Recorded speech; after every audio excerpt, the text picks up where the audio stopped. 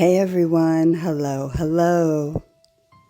So, when people hear the phrase selling your soul, most imagine a dramatic supernatural transaction, a shadowy figure, a contract, maybe even a demon waiting to collect payment. But in modern life, selling your soul almost never means anything literal.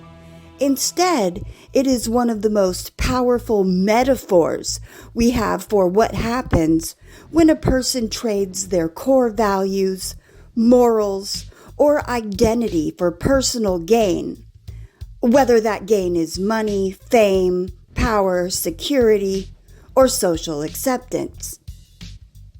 So tonight, we're breaking down what selling your soul really means, where the idea comes from, and why it's more relevant now than ever. In contemporary language, selling your soul describes a gradual process, not a single moment. It's not usually one big decision, it's a series of small compromises. One exception becomes a habit. One silence becomes complicity. One shortcut becomes your new standard.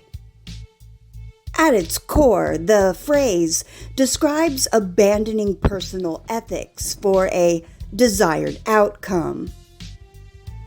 Imagine an environmental activist who takes a lucrative job at a company known for severe pollution and slowly stops speaking out because that's just how the industry works.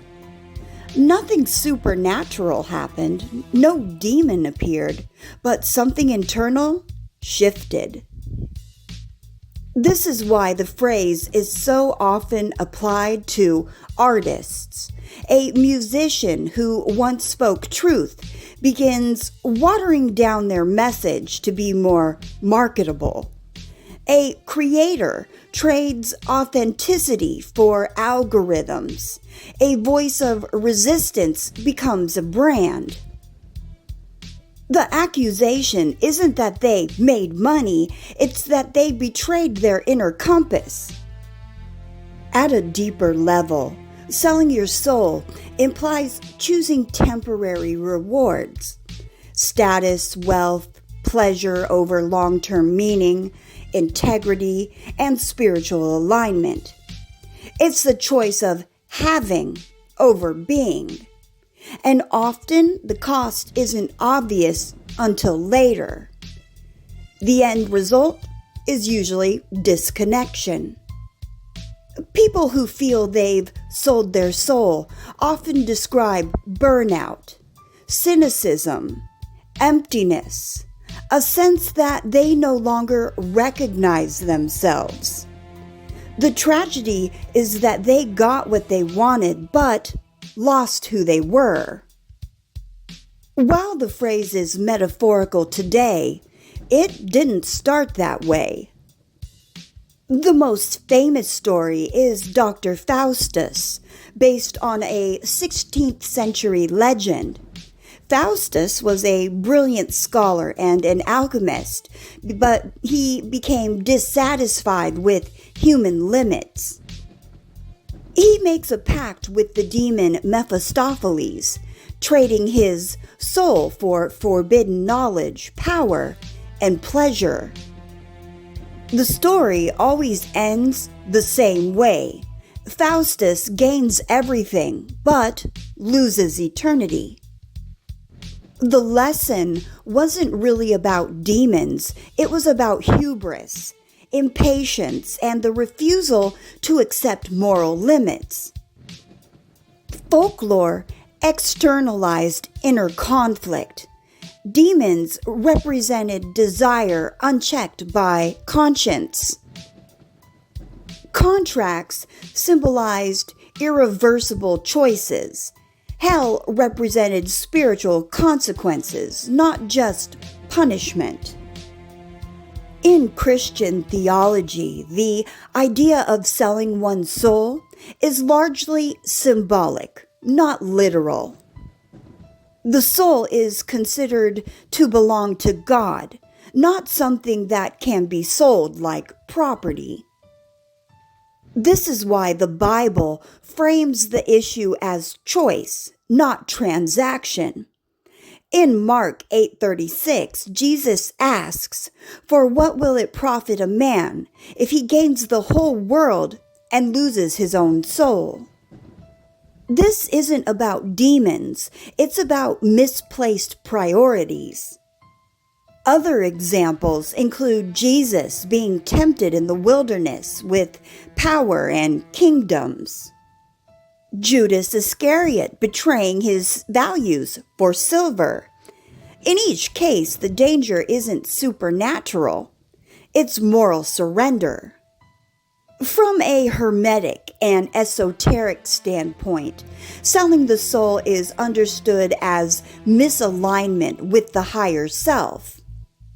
In Hermeticism, the soul is part of the divine mind, called nous, spelled N-O-U-S.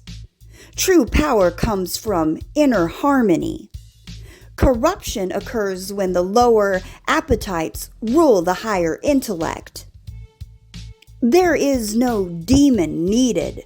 The devil is ignorance, imbalance, and attachment. In this view, selling one's soul means becoming ruled by ego, allowing desire to override wisdom, and losing contact with one's divine spark. Alchemy teaches that gold without purification poisons the vessel. And modern psychology echoes this ancient wisdom. Selling your soul looks like chronic self-betrayal, cognitive dissonance, and identity fragmentation. When someone repeatedly acts against their values, the psyche adapts, but at a cost. And this leads to emotional numbness, rationalization, and depression or emptiness. The mind survives, but the spirit starves. We live in a world that constantly asks for small compromises, silence for security, image for approval, integrity for access.